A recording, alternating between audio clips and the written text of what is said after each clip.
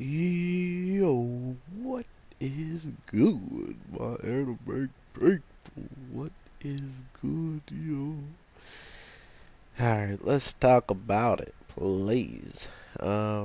This episode absolutely hurt me. This hurt my heart. This hurt my heart. Yeah, so with one outcome happening in this week, it's so weird to me to see all of this stuff playing out the way it is, and then knowing that our character just kind of has no way of changing how that reality turned out, or like how that parallel world turns out. So it's getting real juicy. It's getting real juicy in this show, and I kind of love it. So we pretty much pick up and see exactly what has like transpired from everybody who's wanting to see what's his face, what this whole like whatever this guy is, pretty much the person who's behind like brainwashing the girl that we actually didn't want to see any harm come to. This man just like, you know what, I'm just gonna take her out, screw it, I'll take her mine. She helps me and everything already, but I might as well just destroy her brain, whatever. So we lost a very good character in that world, but at the same time, there's something I wanted to be said, or like something that popped up in my head that maybe if I say it out loud and it might clarify what I'm thinking, or maybe if you guys hear what I'm talking about, you'll be able to fix, or like pretty much put together what I'm trying to put together. But my whole thing is, if he has this device and he's jumping through these different worlds, right? Or yeah, these different worlds. And every time he does it on these times where he's disappearing, does that mean a different version of him shows up that doesn't have the device and lives a normal, like the life that he would have lived there, and he can't stay? Or does that mean he exists all over the place, and then when he doesn't exist, it's only when uh, he shows up, he exists there, and then whenever he leaves, something else takes his spot and exists for him.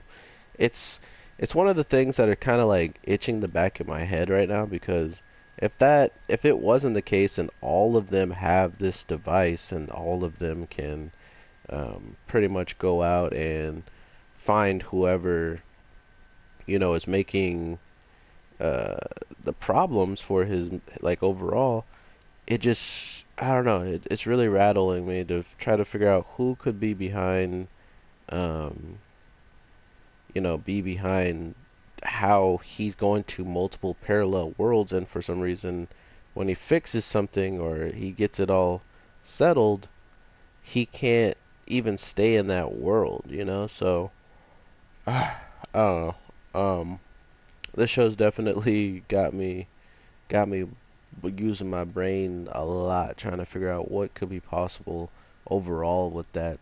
Just him in the state that he's in. Like, why can't he stay, or what does that mean for him in the overall grand scheme? Does that mean he has to maybe exist at the same way his father does, where his father literally is just stuck sitting in that room, from his son's perspective? Every time we've seen him, he's just sitting in that one room. So is that what the future holds for us, like for our character, and that's why the dad's there? Or is that something he's done to benefit his son at the end of the day, is what I'm really interested to actually see play out, because not only is he always there, he always has something smart and like mean to say to his son.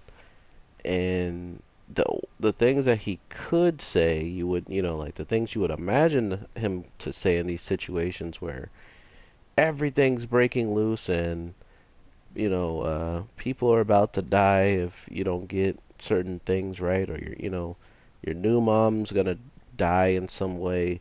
this girl that you love is gonna die. The substitute, everybody he has around him has pretty much died already, at least one way or another.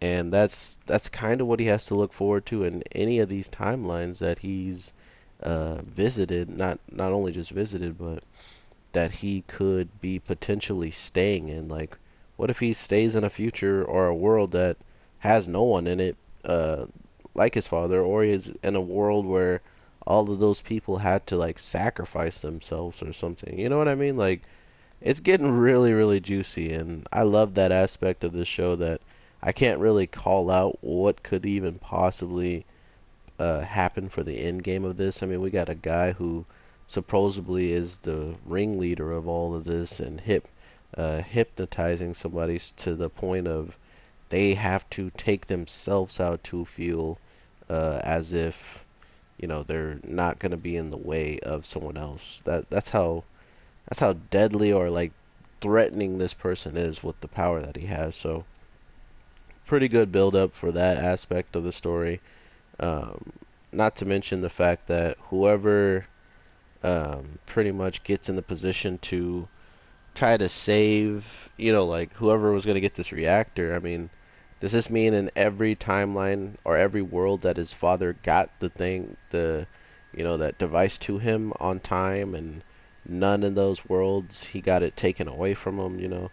Or is it like how I said, and he's the only one with it, and as soon as he stops existing, something either the world goes on without him, because he said once I disappeared, like, don't freak out about it, don't like make a big deal about me not being here. So that already gave me the feeling as well of I won't be here ever again. But did he mean it like me, like I won't be here, the version of me, or the like the person who remembers everything that's happened, or just a person named with my name and everything will never exist in this world because I'm leaving. So that's something I'm kind of curious to see how it plays out. If it is something like a big plot, don't spoil me. I know I'm getting close to probably the answer, or at least I'm getting close to them telling me that answer, at least hopefully soon, or sooner than later. But yeah, I don't want to be spoiled. I definitely want to be surprised. But yeah, overall, I just want you to know where my thought process is. This episode was phenomenal. Seeing the teacher take her own life to pretty much protect these kids, and not only the kids, a kid, a man that she loves to death. So this was a tough one. This was a tough one. Not to mention when the lightning started striking, I thought the kid outside was gonna get bodied. I was like, even though he saves the people inside, the people outside's about to ruin it all, man. Come on, bruh. But of course he gets saved because of what he does inside. Um, and I'm really curious now what they're gonna do with this whole 8,000-year-old technology. Like, what is that going to play a role in the first, like maybe destroying it was the reason why this isn't the timeline he exists in, like maybe it needs to be alive. I don't know. I'm just I'm just really curious how this show's gonna play out now that they're really, really going in on the details of it's different, it's parallel worlds. He's disappearing and he's not even like freaking out about it. He's just like, all right, guys, I gotta go. A ride's here. Like, he even knew that he couldn't, hit the button and, reset or anything. He's just gotta go. And that really hit hard too, just to think that they're losing him, plus that woman that took her own life.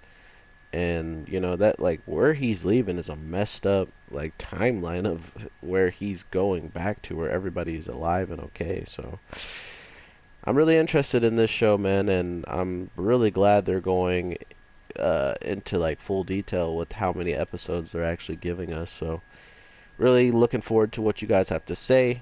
Not only that, there's so much more animes coming out pretty soon, so we will have a new lineup, and I hope to see new faces, old faces, when we get to these new animes showing up. So with all that being said, I am your boy, the Anime G. And I definitely plan to have new games in the background that can actually be recorded seamless, like really well without having any problems with like copyright and background and all that stuff. So I hope you guys stick it in there with me. I hope you guys have an amazing day though, a night, evening, whatever the case it may be. Um, I definitely will talk to you guys tomorrow. I have nothing else to record, so it feels good to know I got all the content out to you that I can within today, and I can't wait to get you all the content tomorrow. So talk to you soon. Peace.